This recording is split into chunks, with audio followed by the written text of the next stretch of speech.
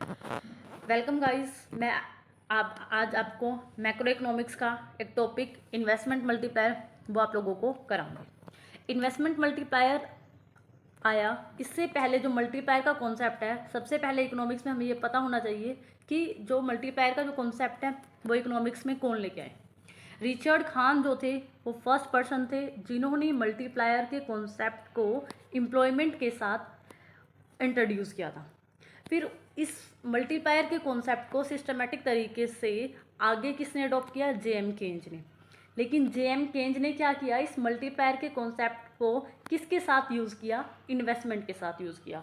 कि जब हम इन्वेस्टमेंट करते हैं, इन्वेस्टमेंट करने से कितना हमारा जो इनकम होता है वो कितना चेंज होता है। इन्वेस्टमेंट और इनकम के साथ उन्होंने इस मल्टीप्लायर के कॉन्सेप्ट को यूज़ किया। अब सभी लोगों को पता है कि इन्वेस्टमेंट मल्टीप्लायर होता क्या है। इन्वेस्टमेंट मल्टीप्लायर बेसिकली कि एक इकोनॉमी में, एक इकोनॉमिक्स में जब हम इन्वेस्टमेंट करते हैं, इन्वेस्टमेंट करने के बाद हमारी जो इनकम होती है उसमें क्या चेंज आता है। हमें हमेशा मल्टीप्लायर जो होता है यही बताता है कि जब हमने इन्वेस्टमेंट किया उसकी वजह से हमारी इनकम जो है उसमें कितना इंक्रीज़ आता है। वो जो चीज़ है कितना इंक्रीज़ आया वो हमें कौन बताता है, वो किसकी वैल्यू बताती है? वो हमें बताती है मल्टीप्लायर की वैल्यू।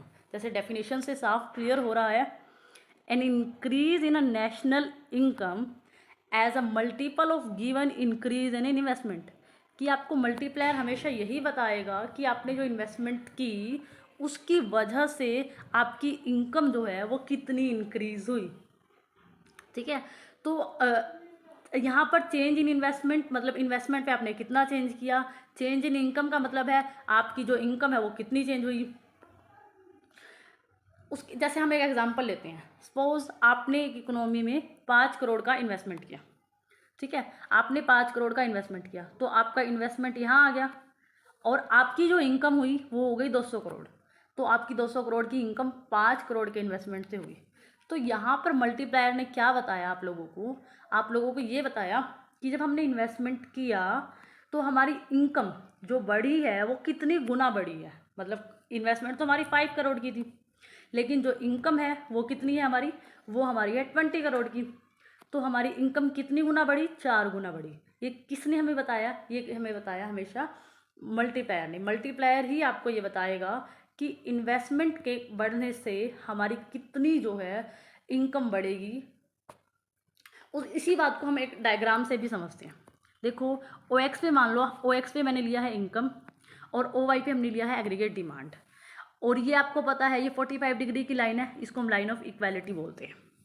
ठीक है, अब हमें पता है केन्ज ने हमेशा बोला है aggregate demand is equal to C plus I. मतलब या तो कोई भी पर्सन है या तो कंजप्शन करता है या फिर वो उसको इन्वेस्टमेंट कर देता है। सपोज गवर्नमेंट ने क्या किया, ऑटोनोमस इन्वेस्टमेंट गवर्नमेंट लेके आई और उसने एकदम इकोनॉमी में इन्वेस्टमेंट कर दिया। तो हमारा क्या हो गया? अब हमारी नई इक्वेशन क्या आ गई? सी कंजप्शन प्लस इन्वेस्टमेंट, और जो हमने एक्स्ट्रा इन्वेस्टमेंट को इंक्रीज किया वो। पहले देखो हम ई पॉइंट पर यहाँ पर संतुलन पर थे, मतलब यहाँ पर हम सेटिस्फाई हो रहे थे। हमारी इनकम इतनी थी और हमारा ये एग्रीगेट डिमांड इतना था।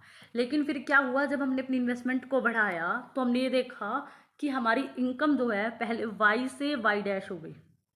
और इन्वेस्टमेंट में चेंज देखो आप, इन्वेस्टमेंट में हमने थोड़ा सा चेंज किया है लेकिन हमारी इनकम जो है उसमें ज़्यादा चेंज हुआ है। तो ये कितना ज़्यादा चेंज हुआ है ये हमें कौन बता रहा है? ये हमें मल्टीप्लायर बता रहा है। ठीक है, कि इन्वेस्टमेंट हमने इतनी सी की और लेकिन हमारी इनकम कितने गुना बढ़ गई। ये किसकी वजह से हुआ है? ये मल्टीप्लायर की वजह से हुआ है। अब इन्वेस्टमेंट करते ही इनकम इतनी गुना कैसे बढ़ गई, ये क्वेश्चन भी आता है दिमाग में। ये ऐसे बढ़ गई, मान लो कि गवर्नमेंट क्या करती है, जो रूरल एरिया है वहाँ पर गवर्नमेंट मान लो ट्रांसपोर्ट फैसिलिटी को अच्छा करने के लिए रोड्स बनवाती है। जैसे ही गवर्नमेंट ने रोड बनवाए, अच्छा वहाँ पर इंफ्रास्ट्रक्चर क्रिएट किया, मान लो जो इंडस्ट्री वहाँ पर पहले इन्वेस्टमेंट के पर्पज से नहीं आ रही थी तो वहाँ पर वो लोग आने लगे, अपनी इंडस्ट्री स्टैब्लिश करने लगे। वहाँ पर इंडस्ट्रीज़ को स्टैब्लिश किया उन्होंने, और इंडस्ट्री को स्टैब्लिश करते ही वहाँ बहुत से लोगों को एम्प्लॉयमेंट मिला, इनकम मिला। तो गवर्नमेंट ने जो मान लो अगर 1 करोड़ इन्वेस्टमेंट की थी उसकी वजह से क्या होगा, इनकम ऑटोमेटिकली बहुत बढ़ जाएगी। तो हमें मल्टीप्लायर यही बताता है कि इन्वेस्टमेंट 1 करोड़ थी और इनकम उससे कहीं गुना हो गई। तो जेएम केन्ज ने इसी बात पर काफ़ी फोकस जो है अपने थ्योरी में किया था। उसके बाद अब हमें ये तो पता लग गया कि इन्वेस्टमेंट, अब क्या होता है, एक एमपीसी और मल्टीप्लायर, इनमें क्या होता है, रिलेशनशिप होता है। एमपीसी, सबसे पहली बात तो हमें ये पता होना चाहिए कि एमपीसी होती क्या है। देखो क्या होता है, C is equal to C dash plus B by. ये बी जो होता है, इस बी को हम क्या बोलते हैं, marginal propensity to consume. Marginal propensity to consume, इसका मतलब है कि आपकी अगर इनकम, जो टोटल इनकम जितनी भी है, आप सारा का सारा पैसा तो कंजप्शन पे खर्च नहीं करते, आप कितना खर्च करोगे, वो जो वो पॉइंट है। मान लो आपकी इनकम है 100 रुपये और आपकी एमपीसी है 0.5, इसका मतलब क्या है, आपने अपनी इनकम का 50 रुपीज़ जो 10 में से 5 रुपीज़ आपने किस पे खर्च कर दिए, कंजप्शन पे खर्च कर दिए। तो वो हमें, आप कितना खर्च करते हो अपनी इनकम का कंजप्शन पर, वो आपको हमेशा कौन बताएगा, वो आपको हमेशा बताएगा एमपीसी की वैल्यू। फिर क्या होता है कि एमपीसी और मल्टीप्लायर में एक रिलेशन होता है। द वैल्यू क्या कहा जाता है कि जो मल्टीप्लायर की वैल्यू क्या होगी, ये कौन डिटरमाइन करता है, ये हमारा इस बात पे डिपेंड करता है कि हमारी एमपीसी कितनी हुई। ठीक है, एमपीसी की वैल्यू जितनी ज़्यादा होती है उतनी ही ज़्यादा हम ये मानते हैं कि हमारी जो मल्टीप्लायर है उसकी वैल्यू उतनी ही ज़्यादा होगी। कैसे, इसको भी हम एक एग्जांपल से समझते हैं। जैसे मान लो आपको पता है इकोनॉमिक्स में ये तो सिंपल बिहेवियर है कि एक पर्सन की इनकम दूसरे का कंजप्शन होती है। जैसे मान लो मैंने 100 रुपीज़ कमाए, 100 रुपीज़ कमाए, तो मैं इसमें से कुछ ना, मान लो मैं इसमें से 80 रुपीज़ कंजप्शन कर देती हूँ।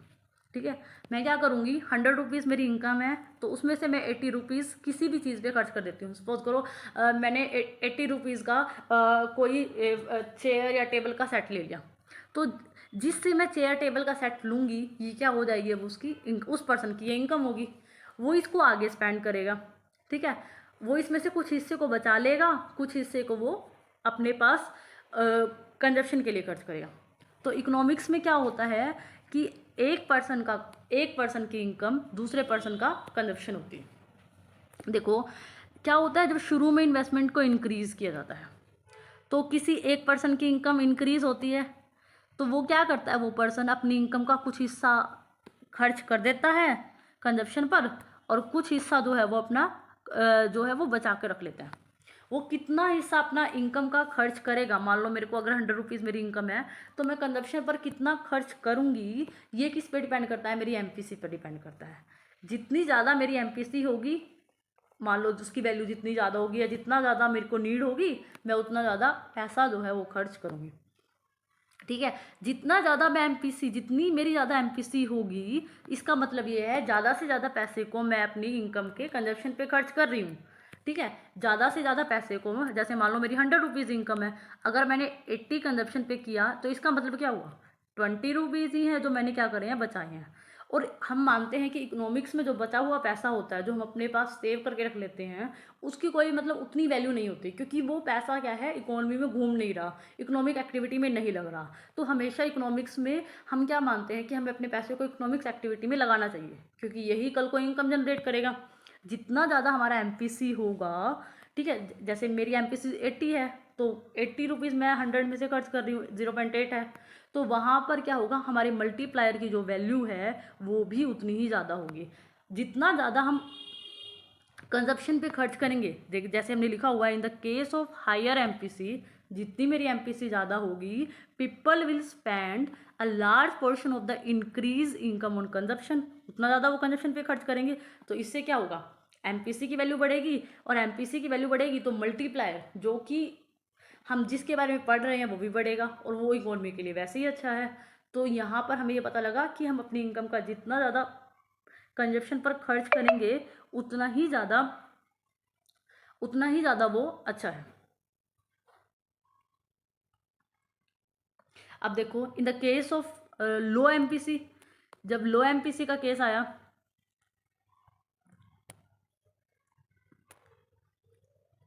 देखो इन the case of low MPC, people will spend वो ज़्यादा से ज़्यादा पैसे को अपने बचा रहे हैं। यहाँ पर क्या है, मान लो 100 रुपीज़ में से अगर मैं 20 ही खर्च करूँ और 80 को बचाऊँ, तो ये तो नुकसान है इकोनॉमी में, क्योंकि ये पैसा सर्कुलेट ही नहीं हो रहा, इकोनॉमिक एक्टिविटी में नहीं लग रहा। तो इससे क्या होगा, एमपीसी की वैल्यू लो आएगी। एमपीसी की वैल्यू अगर लो आएगी तो कहीं ना कहीं हमारा जो मल्टीप्लायर है वो भी लो हो जाएगा।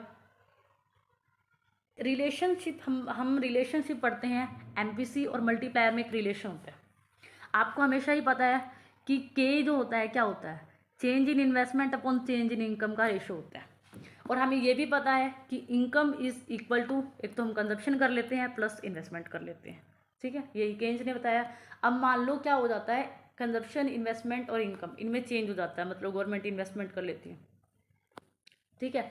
अब क्या होता है, अब हम इन्वेस्टमेंट, मान लो ये तो कंजप्शन को ऐसे ही रखो आप, हम इन्वेस्टमेंट को कैसे लिख सकते हैं, इन्वेस्टमेंट क्या होता है, इनकम में से आपने कितना कंज्यूम किया, क्योंकि या तो आप अपने पैसे को कंज्यूम करते हो या फिर आप इन्वेस्टमेंट कर दोगे, क्योंकि दो ही तो कंपोनेंट है आपके पास इनकम में।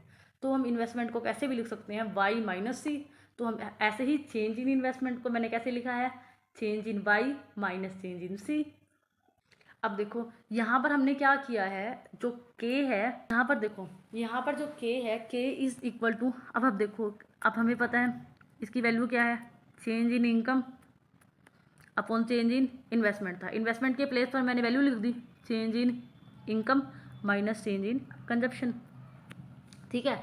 अब हमने इस इक्वेशन को, पूरी इक्वेशन को चेंज इन वाई से क्या कर दिया, डिवाइड कर दिया। जब मैं इसको चेंज इन वाई से डिवाइड करूँगी तो ये 1 हो जाएगा। उसके बाद ये इसके नीचे आएगा, change in Y upon change in Y, ये भी 1 हो जाएगा।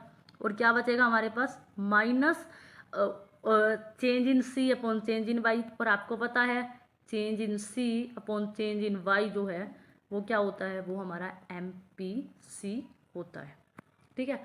तो हम जो मल्टीप्लायर है वो कैसे लिख सकते हैं, अब 1 upon 1 minus M P C, उसको हम वैसे लिख सकते हैं। अब यहाँ पर देखो, अब जैसे अभी हमने इसको करा कि k is equal to 1 minus M P C, अभी हमने देखा, और 1 माइनस एम पी सी, और हम इसको और किस तरीके से लिख सकते हैं, k is equal to 1 minus M P C क्या होता है, एम पी एस होता है, तो यहाँ पर हम एम पी एस भी लिख सकते हैं। तो मल्टीप्लायर के क्या, कैसे हम मल्टीप्लायर की वैल्यू किस किस तरीके से निकाल सकते हैं वो देखो। सबसे पहले या तो आप, अगर आपके पास इस फॉर्मूले से भी निकाल सकते हो कि K is equal to change in Y upon change in I. दूसरा आप किस तरीके से निकाल सकते हो मल्टीप्लायर की वैल्यू को, 1 अपॉन 1 माइनस एम पी से भी निकाल सकते हो। और तीसरा आप कैसे निकाल सकते हो, अगर आपके पास एम पी एस की जो आपने सेविंग किया है, अगर आपके पास उसकी वैल्यू है, तब भी हम क्या कर सकते हैं, मल्टीप्लायर को निकाल सकते हैं। अब क्या होता है कि लो ऑफ एमपीसी की जो वैल्यू होती है, एमपीसी जो होती है वो हमारी हमेशा जो लाए करती है वो 0 और 1 के बीच में लाए करती है। अगर हमारी एमपीसी की वैल्यू 0 है, इसका मतलब है कि हमने कुछ भी कंज्यूम नहीं किया, जो भी हमारी इनकम थी, मान लो 100 रुपीज़ थी, हमने सारी की सारी क्या कर ली है, सेव कर लिया। अगर हमारी एमपीसी 1 है, इसका मतलब है कि हमने कुछ बचाया नहीं है अपने पास, हमारे पास 100 रुपीज़ थे, हमने सारे के सारे पैसों को क्या कर लिया है, सारे के सारे पैसे हमने खर्च दिए, ठीक है। तो इसका मतलब है ना तो हमारी एमपीसी की वैल्यू कभी 0 होती है, ना ही 1 होती है, हमारी हमेशा एमपीसी की वैल्यू 0 और 1 के बीच में क्या करती है, लाए करती है। जैसे अभी हमने किया कि जैसे जैसे हमारा मल्टीप्लायर कब बढ़ेगा, जैसे जैसे हमारी एमपीसी की वैल्यू बढ़ेगी, जैसे जैसे हमारी एमपीसी की वैल्यू बढ़ेगी, वैसे वैसे हमारी मल्टीप्लायर की वैल्यू ऑटोमेटिकली बढ़ जाएगी। जैसे यहाँ पर हमने उस फॉर्मूले को यहाँ पर पुट करके देखा है, देखो जब हमारी एमपीसी 0 है, कि हम जब कुछ कंज्यूम ही नहीं कर रहे, कुछ भी कंज्यूम नहीं कर रहे, तो हम यहाँ पे वही फॉर्मूला लगा रहे हैं, 1 upon 1 minus M P C. तो यहाँ पर हमने क्या किया, हमारी एमपीसी की वैल्यू 0 दे रखी है, तो 1 अपॉन 1 माइनस 0, इसका मतलब क्या है, 1। इसका मतलब है हमारा मल्टीप्लायर जो होगा वो 1 गुना वो काम करेगा। जैसे जैसे हम क्या कर रहे हैं, जैसे जैसे हम हम एमपीसी की वैल्यू को बढ़ा रहे हैं, 1/3 कर रहे हैं, 1/2 कर रहे हैं, या 3/4 कर रहे हैं, 9/10 कर रहे हैं, या 1 कर रहे हैं, वैसे वैसे क्या हो रहा है, हमारा जो मल्टीप्लायर है वो भी क्या हो रहा है, बढ़ रहा है, मल्टीप्लायर की जो वैल्यू है वो बढ़ रही है। तो यहाँ से भी हमें यही पता लगता है कि जैसे जैसे हमारी एमपीसी की वैल्यू बढ़ेगी, वैसे वैसे हमारा मल्टीप्लायर जो है वो भी बढ़ेगा। तो मल्टीप्लायर और एमपीसी जो होता है दोनों में कैसा रिलेशन निकल रहा है, बार बार पॉजिटिव रिलेशन जो है वो निकल रहा है। ठीक है, अब हम इस क्वेश्चन को करते हैं। देखो हमारे पास इकोनॉमिक अभी हमें क्या दे रखा है, economy investment increase by 100 crore. मतलब अगर देखो आप चेंज इन इन्वेस्टमेंट आपको दे रखा है 100 करोड़, ठीक है, और आपको एमपीसी दे रखी है, वो क्या दे रखी है, एमपीसी की वैल्यू वो दे रखी है आपको 1/2। अब आपको पता है आपका फॉर्मूला होता है मल्टीप्लायर को निकालने का फॉर्मूला, आपको पता है मल्टीप्लायर को निकालने का फॉर्मूला आपका क्या होता है, चेंज इन इन्वेस्टमेंट, इन्वेस्टमेंट में जो चेंज होता है वो, और चेंज इन इनकम। ठीक है, change in investment upon change in income. लेकिन अब हमसे पूछा है कि इनकम में कितना इंक्रीज हुआ। लेकिन अब देखो आपके पास इन्वेस्टमेंट में चेंज पता है, आपको एमपीसी आपको पता है, आपको एमपीसी पता है, आपको इनकम में चेंज निकालना है। तो आप क्या करोगे, इनको क्रॉस मल्टीप्लाई कर दो। जब हम इनको क्रॉस मल्टीप्लाई करेंगे तो क्या हो जाएगा, के मल्टीप्लाई चेंज इन इन्वेस्टमेंट अपने आप क्या आ जाएगी, इक्वल आ जाएगी चेंज इन इनकम की। ठीक है, ये इतना समझ आया आपको। अब उसके बाद हम क्या करते हैं यहाँ पर वैल्यू, अब पहले हम मल्टीप्लायर की वैल्यू को निकाल लेंगे। ठीक है, जब हम मल्टीप्लायर की वैल्यू कैसे निकाल सकते हैं, अब हमें पता है मल्टीप्लायर का फॉर्मूला होता है एमपीसी का, मल्टीप्लायर का फॉर्मूला क्या होता है, 1 माइनस एमपीसी। ठीक है, तो यहाँ पर हमारे पास एमपीसी की वैल्यू निकाल लो, तो 1 माइनस एमपीसी कितना है, 1/2। 1/2 से आप जब वैल्यू निकालोगे तो ये आ जाएगा 1/2, 1/1 माइनस 2 क्या आ जाएगा, 1/, यहाँ ये 2 हो गया, 2 माइनस 1 तो ये हो जाएगा 1/2। और जब ये 1/1/2 होगा तो हम इसको कैसे लिखेंगे, 1/2 को कैसे लिखेंगे, 1/1/2 है, हम इसको कैसे लिख सकते हैं, तो ये हो जाएगा 2। ठीक है, हमारे पास एमपीसी की वैल्यू कितनी आ गई, हमारे पास जो मल्टीप्लायर है, जो हम गुणक निकाल रहे थे 1/1 माइनस एमपीसी करके जो हम निकाल रहे थे, वो हमारे पास कितना आ गया, अब हमारे पास आ गया वो 2। ठीक है, उसके बाद हमें क्या करना है, हमने अभी देखा था हमारे पास इन्वेस्टमेंट में चेंज दे रखा है। ठीक है, और हमारा फॉर्मूला क्या था, change in income is equal to k multiply change in investment. ठीक है, तो के हमने वैल्यू निकाली है के की 1 माइनस एमपीसी करके, वो हमारी निकली है 2। और चेंज इन इन्वेस्टमेंट जो है वो हमारे पास कितना दे रखा है, मल्टीप्लाई करके देखो आप, हमारे पास दे रखा है कितना इंक्रीज़ किया हमने, 100 करोड़। ठीक है, जब हम इनको मल्टीप्लाई करेंगे तो हमारी इनकम में जो चेंज है वो क्या आएगा, वो हमारा आएगा 200। इसका मतलब क्या हमें पता लगा। Like share and subscribe my channel. Thank you for watching.